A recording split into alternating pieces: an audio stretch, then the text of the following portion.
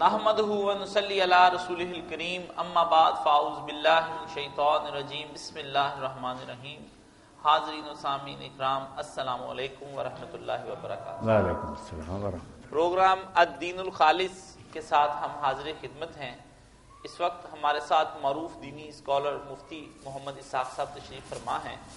مولانا، ہمیں سوال موصول ہوا ہے کہ ایک صاحب پوچھتے ہیں کہ اگر میں کسی کو 2 لاکھ روپے دوں اور اسے کہوں کہ آج سونے کے ریٹ کے حساب سے لے لو اور جب واپس کرو گے تو سونے کے بھاؤ کے حساب سے واپس کرنا، یا میں کسی کو سامان لے دوں، اسے کہوں کہ جب بھی پیسے واپس کرو تو سامان کے ریٹ کے حساب سے واپس کرنا، کیا یہ ٹھیک ہے؟ کیونکہ اگر 4 سال بعد وہ رقم واپس کرتا ہے تو جس طرح مہنگائی بڑھ رہی ہے اس طرح تو میری رقم آدھی رہ جائے گی۔ یہ معاملہ تو درست ہے کہ بجائے پیسوں کے ذکر کے نا سونے کا ذکر کریں۔ اتنا سونا میں نے آپ کو دے دیا، بے شک پیسے دے رہا ہوں مگر سونا کہ ریٹ دیکھ لو، اتنا سونا ہی میں لوں گا، ہاں، نہ کمی نہ بیشی، ٹھیک ہے، مگر یہ نہ کرے کہ پہلے دیے تو پیسے تھے، اب بہانہ بناتا پھر کہ اس وقت پیسوں کہ اتنا سونا آتا تھا اب اتنا آتا ہے۔ اگر اس وقت یہ سونے کی بات نہیں ہوئی تھی نا، اب پھر سود کھانے کا طریقہ کہ وہ کہتا ہے کہ اس وقت اتنے کا ہے، یہ سود ہو جائے گا۔ اگر اس وقت کلیئر تھی نا بات کہ پیسوں کو چھوڑو، اتنا سونا ہے، یہ اتنا ہی سونا میں لوں گا، پھر ٹھیک۔ جی، ایک صاحب پوچھتے ہیں آپ سے سوال ہے کہ اذان کا جواب دینا سنت ہے یا صرف فرض ہے؟ نہیں، فرض نہیں، سنت۔ امام ابو حنیفہ اور مالک وغیرہ کی رائے کے واجب ہے، ضروری، کیونکہ حکم تو آپ نے دیا نا کہ جب اذان سنو تو جو کچھ مذہب کہتا وہی تم کہو، بعد میں دعا کرو، باقاعدہ امر کے سیگے نا، اس لیے وہ تو کہتے ہیں کہ امر وجوب کے لیے لازمی ہے، سنت مکرہ تو بالکل سارے مانتے ہیں نا کہ سب چھوڑ دینا چاہیے کام، نہ کوئی قرآن پڑھے نہ کوئی اور، بس جواب دے۔ اذان سمجھ رہے نا جیسے قومی ترانہ ہے، یہ امت نے ادا کر کے قومی ترانہ، سب گاڑیاں رک جائیں، سب ادب سے کھڑے ہو کر سنیں، بڑی بات ہے، قوم اپنے ترانے کا ادب کرے، تو یہ بھی امت کا نا قومی ترانہ۔ اور دیکھیں کہ اللہ کے رسول علیہ السلام نے یہاں بھی، اور جو بچے کے کان میں بھی ہم اذان دیتے ہیں اس کو امام ترمذی کہتے والا عمل علیہ، روایت ہی لیتے رہتے ہیں لوگ، راوی کمزور ہے، راوی کو کمزور کو کیا کرنا جب ساری امت ایک کام کرتی ہے، راوی تو ایک آدمی ہو، غلط بھی کہہ سکتا، والعمل علیہ، اسی پر عمل چلا آ رہا، بہت بڑی بات ہوتی۔ تو جو دین کی بنیادیں ہیں نا، اگر وہ آدمی اسلام کے بارے میں کچھ نہیں نہ جانتا، وہ کافر صرف اذان سن لینا اور اس کو سمجھ لے، اس کو پتہ چل جائے گا کہ اسلام کا نچوڑ کیا، اللہ ہے اور وہ عظیم ہے، اس کی سلطنت، وہ ایک ہی ہے، اس کے ساتھ کوئی شریک نہیں۔ اللہ کے رسول محمد صلی اللہ علیہ وسلم سچے ہیں، اور جو دین کی دعوت ہے وہ اللہ کی بندگی اور عبادت کے لیے، حی علی الصلاۃ، ملے گا کیا؟ حی علی الفلاح۔ سارے لوگ نبی مانتے ہیں کہ عربی زبان میں فلاح سے بڑھ کر کامیابی کا کوئی لفظ نہیں، کامیابی ترجمہ کر رہے تھے نا، چھوٹا ہے، فلاح دائمی رب کی کامیابی، ایک کامیابی اب ہوئی اب پھر ہار گیا، اب وہ نہیں، فلاح وہ کامیابی جو ہمیشہ اور ہمیشہ ہمیشہ کے لیے، اس لیے وہ دعوت دیتا ہے کہ تم دنیا کی کامیابیوں کے پیچھے پڑے، حی علی الفلاح، اگر دائمی اور پائیدار کامیابی حاصل کرنے ادھر آ توحید باری تعالیٰ، رسالت نبی صلی اللہ علیہ وسلم اور اللہ کی بندگی کا طریقہ، صلاح اور کامیابی کی بات کہ آخرت جو ہے نا آنے والی۔ بچے کے کان میں بھی اذان جو کہتے ہیں، ہم لوگ کہتے ہیں بچے کو کیا، بچے کو نہیں پتا، آپ کو پتا دیا جا رہا کہ آپ نے بچہ جو تیار کرنا نا، اس کی تربیت ان لائنوں پر کرنی ہے، اب سے ہوش سنبھال لو۔ بچہ پیدا ہو گیا وہ تو بعد کی بات ہے، قربان جائے، اللہ کے رسول نے بتایا کہ جب تم ارادہ کرو تنہائی میں جانے کا، خاوند بھی اس وقت دعا کرو، بسم اللہ اللہم جنبنا الشیطان و جنب الشیطان ما رزقتنا، اللہ مجھ سے اور میری بیوی سے بھی شیطان کو دور رکھنا، اور جو نسل تم نے ہمیں دینی ہے اس سے بھی شیطان کو پرے رکھنا، اس میں کوئی شیطانی بات نہ آئے۔ یعنی ذہن مسلمان کا کیا کہ دنیا میں رہنا اور رات جو ہے اس کو بھی بنانا، مومن مسلم، مولانا صاحب رسمیں رہ جائیں تو پھر یہ تو قصور ہمارا ہے نا۔ یہ بھی کسی کے ساتھ یہ مسئلہ بھی حل فرما دیں کہ ایک وقت میں مختلف جگہوں سے اذان کی آواز آتی ہے، تو کیا ایک وقت میں ایک اذان کا جواب دینا شروع کرے یا باقی کا بھی بعد میں دیتا رہے؟ نہیں، ایک کا ہی دینا چاہیے، باقی پھر اللہ کے حوالے، جو پہلی آپ نے سنی نا بس اس کا جواب دینے پھر خیر ہی خیر۔ یہ تو ہمارے ملک میں نے کہ اذانیں ہوتی رہتی ہیں، شکر ہے سعودیہ وغیرہ میں ایک اذان ہے سارے ملک میں، اللہ اللہ خیر۔ ہمارے ایک دوست رؤف صاحب یہ پوچھتے ہیں کہ مولانا صاحب حضرت عمر فاروق رضی اللہ تعالی عنہ کا نکاح حضرت ام کلثوم بنت علی رضی اللہ تعالی عنہ سے ہوا، تو آپ اس ذرا رشتے پر غور فرمائیں کہ وہ تو ان کی رشتے میں ستیلی نواسی لگتی تھی، جبکہ حضرت حفصہ ستیلی ماں تھی حضرت فاطمہ کی، تو ایسی صورت میں کیا یہ نکاح جائز ہے؟ نکاح جائز ہونے میں تو کسی کو اختلاف ہی نہیں، شیعہ اور سنی یہ نواسی اس طرح لگتی جو ہوتی ہے اور ہوتی ہے اپنی بیٹی کی بیٹی جو نا جو اپنی پشت سے بیٹی پیدا اس سے جو بیٹی پیدا ہوئے وہ حرام ہے، باقی جو ہے نا یہ کوئی باتیں نہیں، یہ نکاح سب شیعہ سنی کے نزدیک ہوا یعنی الگ بحث کرتے رہیں، نکاح میں کوئی حرج نہیں، جو حضرت ابوبکر کے نواسی رشتے میں نا کہ ان کی بیٹی کی آگے کا دوسری بیوی کی اور اگر حفصہ کی بیٹی ہوتی نا حضور کی بیوی کی پھر ہوتی نا عمر کی نواسی، حضرت خدیجہ کی بیٹی اور اس سے آگے بیٹی، یہ کوئی نہیں، اس طرح کے رشتے بہت تو وہ دوست پوچھتے ہیں کہ شیعہ حضرات عموماً کہتے ہیں کہ یہ ناممکن سی بات ہے، آپ ناممکن پوچھیں اس کے بارے میں۔ شیعہ حضرات کے جو بڑے بڑے عالم ہیں نا جو عالم ہیں وہ مانتے ہیں کہ واقعہ بالکل سچا ہے، اس کا انکار کرنا بے وقوفی اور جہالت ہے، اب کیوں ہوا اس کے بارے میں انہیں حق ہے، وہ کہتے ہیں جیسے دوسرے ظلم ہوئے یہ بھی ظلم ہے، یہ پلی لیتے ہیں کہ ظلم ہے، زبردستی چھینا گیا رشتہ اور ان کو مجبور کر دیا گیا کہ اگر تم رشتہ نہیں دو گے میں 2 گواہ کھڑے کر کے چور بنا کر تیرے ہاتھ کاٹ دوں گا۔ انہوں نے حضرت عباس سے کہا چچا یہ حال، انہوں نے کہا بیٹا دے دے، وہ الگ بات ہے کہ ایسی کہانیاں بنا کر ظلم بنائیں کہ امام جعفر صادق کے ذمہ لگایا، وہ کہتے ہیں یہ ہم سے زبردستی ہماری بیٹی چھین لی گئی، مگر واقعہ کا انکار بیٹا زیادتی، یہ دیکھیں نا اتنا کٹڑ ہے علامہ مجلسی دشمن جو لعنت کے بغیر لفظ نہیں لکھتا، وہ بھی مانتا کہ جب ہماری حدیثیں یار بڑی انکار کیوں کرتے، واقعہ ہوا۔ باقی کچھ لوگوں نے عجیب و غریب باتیں بنائی، یہ شیعہ سنی سارے دین چھوڑ گئے کہ جب ایسا معاملہ دیکھا نا تو حضرت علی نے پھر اپنی قدرت سے وہ پاورفل سے انہوں نے نجران سے ایک جنیاں کو بلایا پری، اس کو ام کلثوم کی شکل دی، وہ حضرت عمر کے گھر بھیج دی اور حضرت عمر کو نا خسی کر دیا کہ قریب نہیں جا سکے، وہ رہی پڑی رہی ان کے گھر میں، یہ یہی سمجھ رہے کہ ام کلثوم ہے، ام کلثوم کو لیا چھپا، جب یہ قتل ہو گیا پھر ام کلثوم کو نکالا اور وہ جنیاں بھی جو تھی وہ پھر اپنے نجران کو چلی گئی۔ یہ کہانیاں بناتے ہیں، یہ جو جی چاہے کہ بناتے ہیں، پھر قصہ ٹھیک ہے کہ نکاح ہوا، بس بات جو ہے نا خلاصے کی یہ اس کے حوالے اگر شیعہ دوست جائیں دے دیں گے، چوٹی کے لوگ مانیں گے کہ واقعہ ٹھیک۔ جی ایک دوست پوچھتے ہیں کہ اس سے بلکہ بہت سے مسئلے نکالے ہیں شیعہ علماء نے اور مجتہدین نے، وہ بڑی اچھی بات ہے۔ ایک تو کہ ہاشمی عورت کا نکاح غیر ہاشمی سے ہو سکتا ہے، اس کے لیے بھی حوالہ دیا کہ علی نے اپنی بیٹی جو تھی نا عمر ہاشمی تو نہیں تھے۔ دوسرا حوالہ دیا کہ جب خاوند فوت ہو جائے تو بچی جہاں جی چاہے عدت گزار سکتی ہے، ہمارے عام لوگ کہتے ہیں نہیں خاوند کے گھر ہی رہنا پڑتا، نہیں ظاہری بھی کہتے ہیں امام ابن حزم اور یہ شیعہ بھی کہتے ہیں کہ گھر رہنے کی کوئی پابندی نہیں، جہاں جی چاہے جا کر رہے، 4 مہینے 10 دن اس نے سوگ کرنا، خوبصورت نہیں بننا۔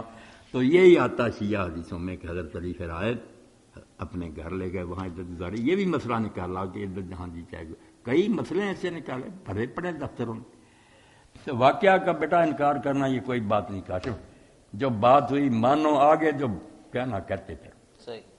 ٹھیک۔ ایک دوست پوچھتے ہیں کہ ایک تفسیر میں لکھا ہے کہ اگر بندے کا اپنی زندگی میں حج کرنے کا خیال نہیں تھا، مرنے کے بعد اس کے ورثاء اس کا حج بدل ادا کرنا چاہتے ہیں تو وہ حج نہیں ہو سکتا، یا کسی بندے کا اپنی زندگی میں قرض ادا کرنے کا ارادہ بالکل نہیں تھا، مرنے کے بعد گھر والے بھی اس کا قرض نہیں ادا کر سکتے، تو اس بارے میں وضاحت فرما دیں، کیا کوئی شرعی مسئلہ ہے؟ نہیں، شرعی مسئلہ کوئی نہیں، جو آدمی حج کرنا چاہتا تھا نا اس کی طرف سے تو حج بدل کرنا ہی چاہیے، وہ فرض سمجھتا تھا، نہیں ہو سکا کسی جو نہیں کرنا چاہتا تھا اس کی طرف سے کریں تو پھر واقعی کیا فائدہ ہونا جب اس کی نیت ہی نہیں تھی۔ قرضہ دینا ہی، بندوں کا قرضہ دینا اس سے نہیں منکر ہو سکے، جب اس کی جائیداد سنبھال رہے ہیں تو قرضے کیوں نہیں دینے، صحیح، بندوں کے قرضے دینے پڑے، حج نہیں ہو سکتا۔ حج اسی صورت میں کہ وہ فرض سمجھتا تھا، کرنا چاہتا تھا، موت کی وجہ سے یا بیماری یا حکومت کی کسی رکاوٹ کی وجہ سے نہیں کر سکا۔ ایک صاحب سوال پوچھتے ہیں کہ کیا کسی حدیث میں مسافر کے لیے جمعے سے جمعے تک موضوع پر مسح کرنے کا ذکر ہے؟ اگر ہے تو کیا وہ حدیث صحیح ہے؟ نہیں، مسح موضوع کی مدت جو نا مسافر کے لیے 3 دن 3 رات وطن میں جو آدمی اس کے لیے ایک دن ایک رات بس، جمعہ سے جمعہ تک کوئی نہیں۔ البتہ یہ کچھ لوگوں نے کہا ہے، ارے معقول بھی ہے بات کہ اگر کسی ایسے علاقے میں کہ اگر 3 دن بعد یا 1 دن بعد اتارے، توبہ توبہ، ایسی سردی ہے جیسے سیاچین وغیرہ، تو سکڑ جائیں گے پاؤں، وہاں سال بھی گزر جائے نا، اگر وہ نہیں اتارتا تو مسا کرنا ہے، وہ بات ٹھوس، وہ حالات الگ ہیں کہ اگر اتارتا ہے وردی، وہاں تو بیٹا وردیوں میں بھی لوگ بالکل ایسے ہی۔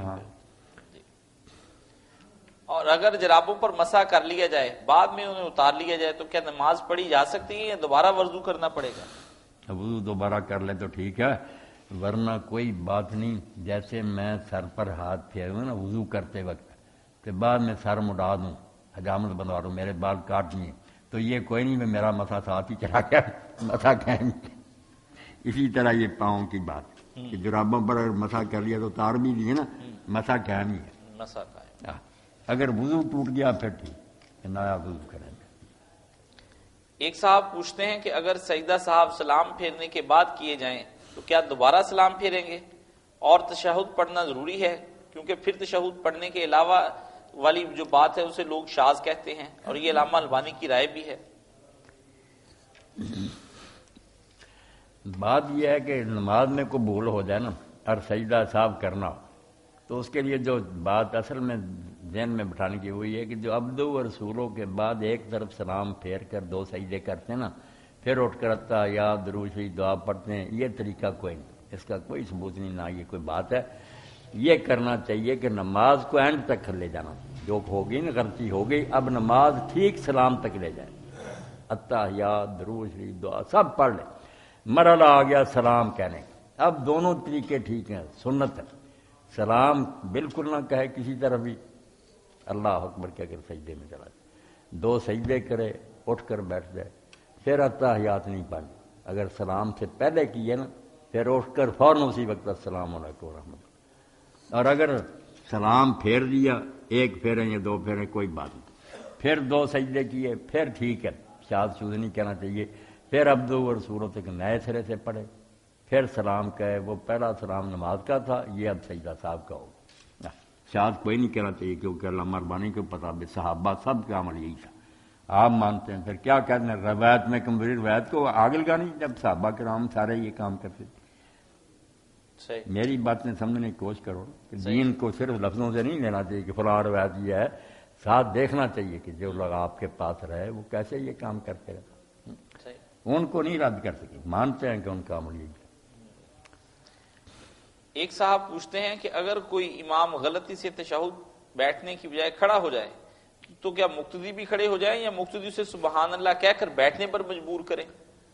امام اگر کھڑا ہونا شروع ہو جائے نا غلطی سے تو لوگوں کو چاہیے ٹوکے، سبحان اللہ کہیں، اگر تو سیدھا کھڑا ہونے سے پہلے یہ اس کو سمجھ آ گئی اور بیٹھ گیا، کچھ لوگ کہتے ہیں کہ نہیں گھٹنوں سے ذرا اوپر ہو جائے پھرنا نہیں لوٹے، نہیں، سیدھا نہ کھڑا ہو جائے، اگر سیدھا کھڑا ہو گیا تو پھر پتہ چل گیا غلطی ہوگی، وہ واپس نہ آئے، اگر سیدھا کھڑا ہونے سے پہلے سمجھ آ گئی تو بیٹھ جائے، اور آخر میں سجدہ صاحب کرنے کی کوئی ضرورت نہیں، خیر ہی خیر ہے، یہ کہتے ہیں اٹھنا ہی شروع ہو گیا تو نہیں، اگر سیدھا کھڑا نہیں ہوا تو معافی ہے، آ گیا واپس، اور اگر سیدھا کھڑا ہو گیا پھر واپس نہ آئے، اور نمازی بھی کھڑے ہو جائیں، پھر آخر میں جا کر نا وہ اس کا تدارک کرے۔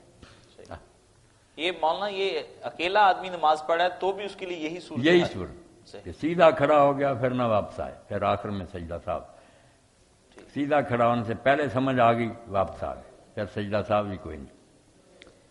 بشیر ملک صاحب USA سے پوچھتے ہیں مولانا صاحب یہ فرمائیے کیا ہم نوافل میں کے سجدوں کے اندر اللہ تعالیٰ سے دعائیں بھی مانگ سکتے ہیں اور درود شریف بھی پڑھ سکتے ہیں؟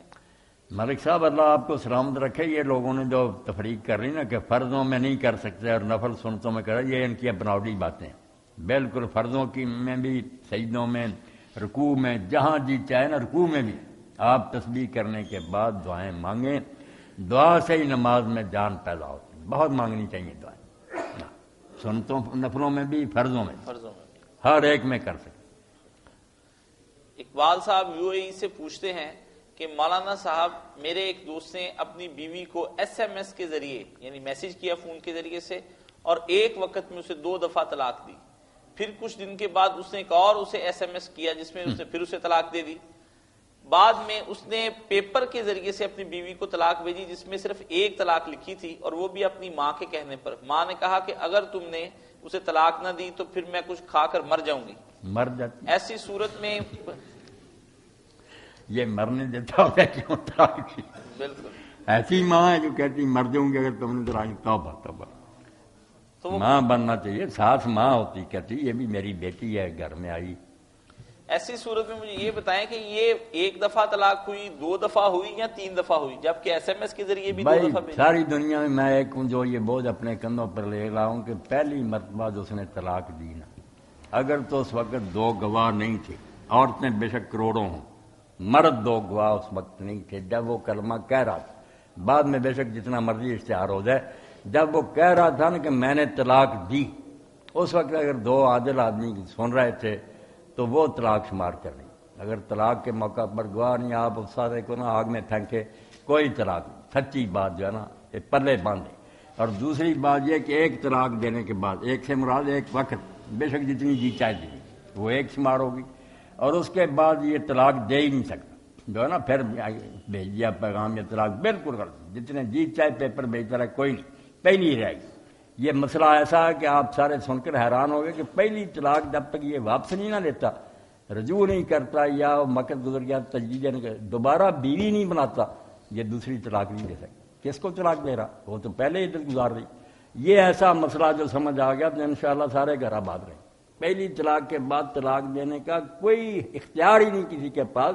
وہ تو متعلقہ طلاق دے دی ہوئی تم نے, وہ اپنا نکاح جو ہے نا ختم کر کے عدت گزار رہی, وہ واپس لو, یا رجوع کرو, یا پھر موقع آئے گا دوسری طلاق. زندگی تو 3 بیٹا, زندگی بھر میں 3 چانس ہیں. یہ کوئی نہیں کہ اس مہینے دے دی اس مہینے دے دی, بالکل غلط. طلاق کے بعد طلاق نہیں ہو سکتی. بس مولانا صاحب اس کے ساتھ یہ مسئلہ بھی حل فرما دیں کہ اگر میاں بیوی تو آپس میں خوشی سے رہ رہے ہیں, والدین یا ان کے کسی کے کہنے پر وہ طلاق دیتے ہیں, والدین کے کہنے پر وہ دیتا ہے, تو کیا یہ جرم ہوگا؟ جرم, بہت جرم, بہت جرم. کوئی حق نہیں کسی کہنے پر طلاق دیا. صحیح. اور ایک حضرت عمر طلاق کے بارے میں جو حضرت عبداللہ ابن عباس رضی نے کہا نا, بہت پیاری بات ہے, جنہوں نے سنی عالم مان گیا کہ انما طلاق اور بطر. سارا معاملہ سن کر دیکھیں کہ پہلے کوئی جھگڑا آ رہا تھا ان کا جس کی وجہ سے طلاق دی ہے. بنیاد ہونی چاہیے. اگر سمجھیں کہ یار کوئی بھی نہیں آرام سے رہے, وقتی طور پر اس نے کیا دی, کچھ نہ شمار کرے, وہ طلاق نہیں, بیوقوفی ہے. وہ رو رہا, وہ بھی رو رہی ہے, طلاق ہے. طلاق سوچ سمجھ کر لوگ سمجھیں یار اتنی مجھ سے لڑائیاں آ رہی تھی, آخر کوئی فیصلہ ہونا ہی چل, وہ طلاق شمار. انما طلاق و وطر, طلاق وہ ہے جو کسی غرض کے لیے, خواہ مخواہ کی طلاق کی. اسی لیے سارے میرے پاس آتے ہیں نا. آپ قاضی ابو رحمان نے بھیج دیا, وعدہ والی قاضی ابو رحمان, اس نے پتہ نہیں کتنی دیر رکھی تھی. میں نے کہا ایک بھی نہیں ہوئی, پہلی بھی نہیں ہوئی, جا آرام سے رہ, دونوں خاوند دی. میں نے کہا برقرار رکھنے. اور یہ احسان ہے علامہ سید جمال الدین دمشقی, دمشق میں ہوئے اس زمانے میں, علامہ البانی کے بھی استاد ہیں. انہوں نے قرآن مجید کی تفسیر لکھی ہے محاسن التاویل. تو میں جب کاشف افسان باسط میں حج کے لیے گیا, 10 آدمی تھے ہم اپنے گاؤں کے, الحمدللہ بڑا گروہ تھا. تو وہ اس وقت مکہ معظمہ میں ایک عالم تھے, اللہ ان پر رحمت کرے, بخارا کے مہاجر, روسی انقلاب کے بعد یہاں آ گئے تھے. پھر یہاں کی نیشنل مل کی سید محمد مخدوم بخاری, نورانی چہرہ, بہت قد والے, بوڑھے. تو پھر ان کی مجلس میں بیٹھتا, اس وقت لوگ کرسیوں پر درس دیتے تھے. مجھ سے خوش ہو گیا. ایک دن مسئلہ ہو گیا نا, کسی نے پوچھا کہ جو لوگ حج تمتع کرتے ہیں وہ جب آئیں مینا سے واپس تو انہیں بھی صحیح دوبارہ کرنی پڑے گی صفا مروہ کی, یا صحیح پہلی کافی. اب یہ کئی اہل حدیث بھی کہتے ہیں, ابن تیمیہ وغیرہ نے یہ شوشہ چھوڑ دیا کہ نہیں, تمتع والے کے لیے ایک ہی صحیح کافی. حالانکہ ایک صحیح جو ہے نا وہ جو حج افراد کرے یا حج قران کرے, اس نے جو جاتے ہی ایک صحیح کر لی نا طواف کے بعد, وہی کافی. تمتع والا جو ہے نا اس کا تو احرام ہی کھل گیا, پہلا احرام تمتع عمرے کا اس نے ختم کر, اب نیا احرام ہے. اس کی جو نا واپس آ کر انہوں نے جواب دیا بخاری صاحب نے کہ ایک ہی. میں نے کہا نہیں شیخ بالکل غلط. یہ کہنے لگا کہاں بخاری شریف منگوائی. میں نے نکال کر دکھایا کہ اما عائشہ رضی اللہ عنہا نے فرمایا کہ جن لوگوں نے احرام کھول دیا تھا وہ جب مینار سے واپس لوٹے ہیں تو انہوں نے دوبارہ صفا مروہ کے درمیان سے انہوں نے بیٹا پھر کوئی برا نہیں منا، اعلان کیا کہ جب تک یہ نوجوان موجود ہے اسی سے مسئلہ پوچھو۔ میں اندر گھر لے گئے تو اس وقت مجھے یہ تحفہ دیا، 2 مسئلے ہیں اس میں اکٹھے، سید جمال الدین المشتی کے، اور اس کا جو مقدمہ علامہ البانی صاحب نے پھر وہ اور بھی حدیثیں اکٹھی کر، ایک ہے المسح علی الجوربین، جرابوں پر مسح، یہ بھی پکا انہوں نے ثابت کیا کہ یہ موٹی اور باریک سب بکواس ہے، اگر اس نے پاؤں ڈھاکے ہیں وہ کسی طرح مسح کرے، اور اگر ننگے ہیں دھوئے۔ ایک تو اس پر ہے حدیثیں اور ساری بحثیں۔ دوسرا الاستئناس لتصحیح انکحۃ الناس، لوگوں کے نکاح درست رکھنے کے لیے حوالے۔ شروع میں انہوں نے تمہید میں لکھا کہ جب سارے علماء مانتے ہیں کہ امت مسلمہ میں کوئی امام بھی ہے وہ ہمارا امام ہے، تو وہ کہتے ہیں اہل بیت نے کوئی تمہارے ساتھ زیادتی کی ہے کہ علی اور اس کی اولاد کے اتنے فتوے ہیں، دفتر بھرے ہوئے، وہ جب کہتے ہیں یہ طلاقیں نہیں کیوں نہیں لیتے ہم، وہ پھر ایک ایک لکھ کر کہ حیض میں طلاق نہیں، ایک وقت میں ایک سے زیادہ طلاق نہیں، گواہ نہیں ہوتا، اتنی اعلیٰ کتاب ہے نا، اگر اس کا ترجمہ کرا کر کوئی چھاپ دے، کمال کر دی انہوں نے کہ طلاق تب ہوگی جس طرح ہم مانتے ہیں نکاح ہوا تھا، جتنا وہ یقینی نا اتنا یقینی کوئی آئے گا حوالہ پوری امت کا کہ نکاح ختم ہوگا، یقین کو یقین ختم کرے گا۔ اگر ایک بھی قول موجود ہے کہ نہیں یہ نکاح ختم ہوا، برقرار رہے گا۔ بہت پیارا رسالہ۔ اب استئناس لتصحیح انکحۃ الناس، سید جمال الدین دمشقی رحمۃ اللہ۔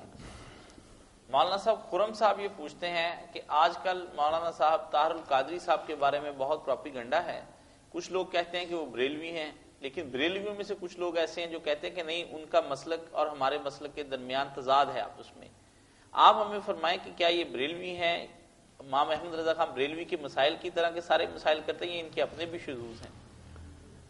یہ باتیں جو نا کہ طاہر القادری صاحب بریلوی ہیں، یعنی بریلوی ہم پھر بھی ہمارے بھائی ہیں، ان کا کوئی دوسروں سے مسلک کا اختلاف پھر نہیں، یہ باتیں تو ان کو ہم کوئی اہمیت نہیں دیتی۔ باقی جو سیاسی ہنگامہ نا اس بارے میں تو آپ دیکھتے ہیں کالم نویس کچھ ان کے حق میں لکھ رہے ہیں، زیادہ ان کو غلطی کہہ رہے ہیں کہ یہ ملک میں فساد ہی برپا کریں۔ باقی بات مجھ سے جو پوچھنی چاہیے یا سارے دوستوں نے، مولانا مودودی رحمۃ اللہ علیہ کو کسی نے سوال بھیجا کہ خواجہ نظام الدین اولیاء رحمۃ اللہ نے شادی نہیں کی، رابعہ بصریہ نہیں کی، آپ ان کے بارے میں کیا کریں؟ مولانا نے کہا یار اگر تم پوچھتے کہ نکاح کرنا چاہیے یا نہیں، یا کنوارا رہنا جو ہے اس کا کیا حکم ہے، میں کوئی بات لکھتا۔ اب ایسے لوگ جو بیچارے گزر گئے، ہمیں پتہ نہیں ان کی کیا مجبوریاں تھیں، کیا ان کے بارے میں کیا مقدمہ میرے پاس لے آتے ہو کہ ہم ان کے فیصلے کرتے پھرے؟ تو مسئلہ پوچھا کریں بیٹا کہ یہ بات کوئی کہتا ہے یہ کیسی ہے، اس طرح نام لے کر دینا پھر جھگڑا ہی ہے، فساد۔ اللہ سب کو ہدایت دے، ملک کو مستحکم کرے، جس میں بہتری ہے امت کی وہ کام کرے، فتنے اور شرارت کو اللہ تعالیٰ ختم کرے۔ سعود ہاشم صاحب یہ پوچھتے ہیں کہ مولانا صاحب میں نے یہ سنا ہے کہ شاہ ولی اللہ رحمۃ اللہ علیہ کی کتاب حجت اللہ البالغہ جو ہے وہ ان کی آخری کتاب ہے، جس میں انہوں نے تقلید سے بھی توبہ کر لی اور اس کے بعد صوفیزم بھی چھوڑ دیا، اور ان کی ساری پرانی کتابیں جن میں انہوں نے مختلف مسائل کیے تھے ان سے رجوع کر لیا ہے۔ کیا یہ بات درست ہے؟ رجوع کرنا تو برائی نہیں، جیسے علامہ اقبال بہت ساری چیزیں انہوں نے واپس لے لی، تو کسی نے کہا علامہ صاحب آپ پہلے یہ کہتے تھے، انہوں نے کہا یار پتھر نہیں بدلا کرتے، انسان بدلا کرتے، انسان جو علم اقلاتا جاتا بدل جاتا، کوئی یہ گناہ کی بات نہیں۔ مگر شاہ صاحب کے بارے میں ایسی باتیں غلط ہیں، انہوں نے کوئی چیز نہیں چھوڑی، وہ پہلے سے ہی انہوں نے یہ سمجھا ہوا تھا۔ تقلید جو ہے نا پورا آخر میں باب پڑھنا، جنہوں نے کہا جو ابن حزم وغیرہ کہتے ہیں کہ تقلید حرام ہے، یہ بھی بےہودہ بات ہے۔ جو ان پڑھ لوگ ہیں یہ کسی کے پیروں نہیں ہوں گے، مردہ امام کے نہیں ہوں گے، زندہ کے ہوں کسی عالم سے پوچھیں گے نا، یہ خود عربی پڑھ سکتے ہیں، حدیثوں کا فیصلہ کر سکتے ہیں۔ تقلید جو ہے کوئی گالی ہے، تقلید یہی ہے کہ جیسے علم کو کوئی نہیں جانتا، مجھے نہیں علاج آتا، میں ڈاکٹر جان صاحب سے علاج کراتا ہوں۔ تقلید کسی فن کے ماہر کی بات پر اعتماد کو کہتے ہیں، اس کے بغیر تو چارہ ہی کوئی نہیں۔ العالم جو ہے ان کے لیے مودودی صاحب رحمۃ اللہ نے فیصلہ چکے بہت اعلیٰ کہ عوام کے لیے تقلید فرض ہے، کسی عالم کو مانیں، وہ خود ہی فیصلے کریں، گمراہ ہو جائیں گے۔ کتابوں میں تو سب کچھ ہے، عالم ذمہ دار ہے کہ وہ تقلید نہ کرے۔ وہ اگر عالم یہ نہیں کسی مسئلے کا مولوی ہے، عالم ہے، ہر شے پرکھ سکتا، وہ اللہ سے ڈر کر صحیح بات بتائے، عالم تحقیق کرے، لوگ اس کی تقلید کریں۔ یہ ڈھونڈنے کہ عالم اچھا یا نہیں، یہ فیصلہ خود کر لیں۔ پڑھوں کا ہم چھٹی دیتے ہیں، خود ہی علاج کرو، خود ہی فیصلے کرو، تباہی ہو جائے گی، کسی شعبے میں یہ نہیں ہو سکتی۔ ایک صاحب جو کہتے ہیں تقلید نہیں کرنی، یہ بھی کوئی عصری صاحب کے پاس چلا جاتا، کوئی عالم کے پاس ہی جانا ہی، اگر وہ کہے یار خود ہی تو اہل حدیث تحقیق کرتا، وہ اردو پڑھ نہیں سکتا، تحقیق اس نے کیا کرنی، تو غلط بات نہیں کہنی چاہیے. عام آدمی جو ہے تقلید کرے یعنی کسی عالم کے پیچھے چلے. عالم جو ہے نا وہ پوری طرح سمجھے میں اللہ کے سامنے جواب دوں صحیح بات بتا. ایک صاحب انڈیا سے میر جعفر علی خان، ہاں انہوں نے ہمیں سوال بھجوایا اور اس کی شکل اس قسم کی ہے کہ اس میں انہوں نے اپنے پورے خاندانوں کے نام بتائے ہیں، خاندان کے، بیوی کے، بچوں کے، بہن بھائیوں کے. آخر میں دراصل وہ یہ لکھتے ہیں کہ مجھے یہ سب نام رکھے ہیں، کچھ لوگ کہتے ہیں کہ اس میں کچھ نام اچھے ہیں کچھ برے، لیکن بات یہ ہے کہ میں نے اپنی جاب جو ہے وہ کھو بیٹھا ہوں اور اب میں بہت پریشان ہوں، ہینڈ ٹو ماؤتھ ہو گیا ہوں. تو کیا یہ میرے گھر والے مجھ پر اثر انداز ہوتے روحانی طور پر، یا میرے پہ ویسے یہ مصیبت آ گئی ہے؟ تو برائے مہربانی مجھے کوئی جاب کے لیے کوئی وظیفہ بتا دیں.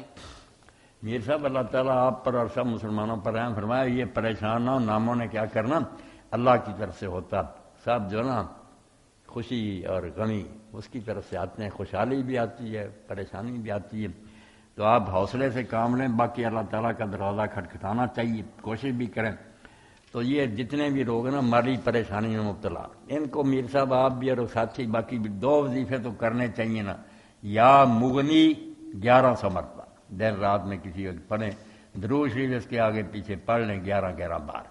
اور جو ہے نا اللہ الصمد یہ 1001 بار.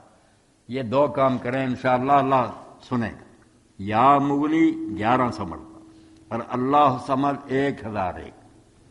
فضل فرمائے اللہ تعالیٰ پریشانیاں دور کرے.